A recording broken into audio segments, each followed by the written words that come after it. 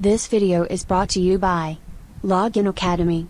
It is referencing New Syllabus Mathematics Book D, and it covers Chapter 8, Area of some Geometrical Shapes.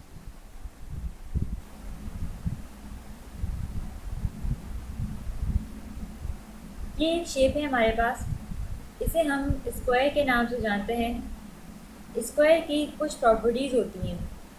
Property number 1, ये एक quadrilateral figure है, यानी कि एक ऐसी फिगर है जो कि 4 साइडेड है। इसको अगर आप गौर से देखें 1 2 3 4, यानी कि ये एक ऐसा शेप है जिसकी 4 साइड्स हैं, और वो शेप जिसकी 4 साइड होती हैं उसको हम क्वाड्रिलेटरल कहते हैं। सेकेंड प्रॉपर्टी इसकी यह है कि इसका हर इंटीरियर एंगल 90 डिग्री का होता है। ये आप देख सकते हैं कि ये इसका एक इंटीरियर एंगल है, इसका दूसरा इंटीरियर एंगल है, इसका तीसरा इंटीरियर एंगल है, और ये इसका चौथा इंटीरियर एंगल है। इस तरह से इसके तमाम इंटीरियर एंगल्स 90 डिग्री के होते हैं। प्रॉपर्टी नंबर 3 ये है कि इसमें हमारे पास पेयर्स होते हैं ऑपोजिट साइड्स के, यानी ये साइड इस साइड के ऑपोजिट है, ये साइड इस साइड के ऑपोजिट है, यानी कि ये दोनों साइड्स एक दूसरे के आमने सामने हैं, ये दोनों साइड्स एक दूसरे के आमने सामने हैं। इसके अलावा इसकी फोर्थ प्रॉपर्टी ये है हमारे पास, इसकी तमाम ऑपोजिट साइड्स पैरेलल होती हैं। यहाँ बात हो रही है तमाम ऑपोजिट साइड्स की। एक साइड ये इसके ऑपोजिट है, एक साइड ये ऑपोजिट है, और अगर आप देखें तो ये दोनों लाइंस आपस में एक दूसरे के पैरेलल हैं। ये लाइन यू मूव कर रही है और ये लाइन आगे यू मूव कर रही है। पैरेलल लाइंस वो लाइंस होती हैं जिनमें आपस में सेम डिस्टेंस होता है, जो सेम डिस्टेंस से एक दूसरे से अलग होती हैं। ये आप देख सकते हैं।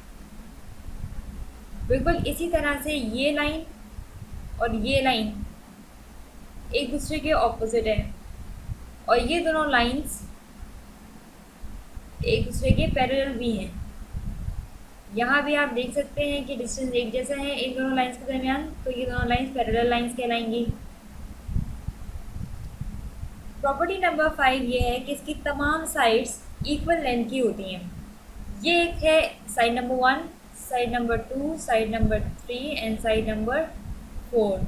लेट्स से अगर ये 5 सेंटीमीटर है तो ये भी 5 सेंटीमीटर होगी, ये भी 5 सेंटीमीटर होगी, और ये साइड भी 5 सेंटीमीटर होगी।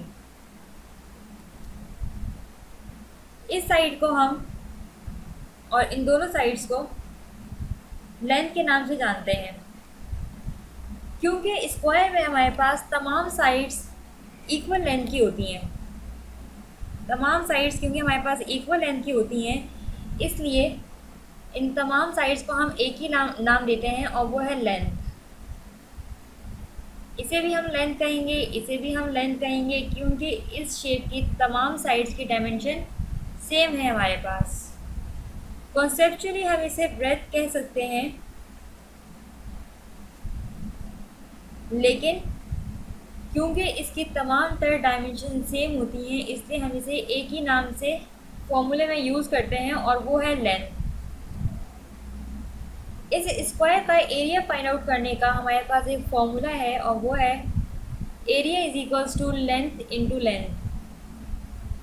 यहाँ कहीं कहीं आपको लेंथ इंटू ब्रेथ मिल सकता है। यहाँ मज़ीद लिखने से पहले मैं इसको थोड़ा इरेज कर लेती हूँ ताकि आप इसे क्लियरली देख सकें। एरिया का फॉर्मूला है हमारे पास लेंथ इंटू लेंथ। इसकी जगह पर कहीं हो सकता है कि आपको ब्रेथ भी मिले, तो वो भी गलत नहीं होगा, सही होगा, लेकिन क्योंकि तमाम डायमेंशन सेम होती हैं इसलिए हम इसको लेंथ इंटू लेंथ लेते हैं। अब यहाँ हम देखेंगे कि एक स्क्वायर का एरिया हम किस तरह से फाइंड आउट कर सकते हैं by using formula area is equals to length into length. ये मेरे पास एक स्क्वायर गिवन है, इसकी डायमेंशंस हम लिख लेते हैं। ये 5 सेंटीमीटर है तो ये भी 5 सेंटीमीटर होगा, ये भी 5 सेंटीमीटर होगा, और ये भी 5 सेंटीमीटर होगा, यानी कि इसकी तमाम साइड्स क्योंकि इक्वल लेंथ की होती हैं जैसे कि हमने देखा है कि इसकी तमाम साइड्स इक्वल लेंथ की होती हैं, तो इस वजह से यहाँ हमने तमाम साइड्स की मेजरमेंट एक ही रखी है। ये इसका फॉर्मूला है कि जिससे हम इस स्क्वायर शेप का एरिया फाइंड आउट करेंगे। ये एक स्क्वायर शेप है, ये इसकी बाउंड्री है, और इसके अंदर का ये जो एरिया है इसे निकालने के लिए हम इस फॉर्मूले का यूज़ करेंगे। सबसे पहले हम इसको एब्रीविएट करके लिखते हैं। Area is equals to length into length. Length को मैंने एब्रीविएट किया एल से, और इस लेंथ को भी मैंने एब्रीविएट किया है एल से, और यहाँ एरिया को एब्रीविएट किया है ए से।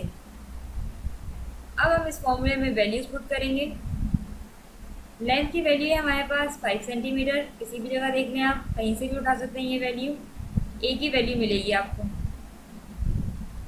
5 मल्टीप्लाई बाय 5।